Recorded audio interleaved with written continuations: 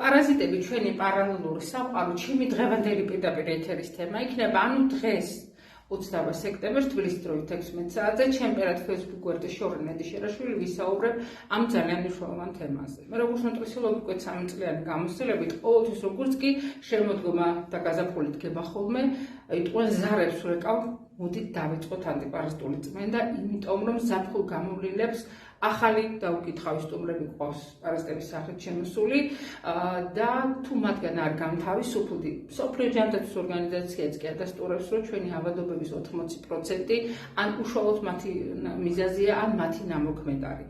ამ პირდაპირ ეთერში ვისაუბრებ, რა სიგნალებით მივხვდეთ, რომ პარაზიტები მოგუმრავდა, რას ნიშნავს უფასოვანი ანტიპარაზიტული წმენდა, იმიტომ რომ პარაზიტები მარტო ჭიები არ არიან, გელმინტები, ხო?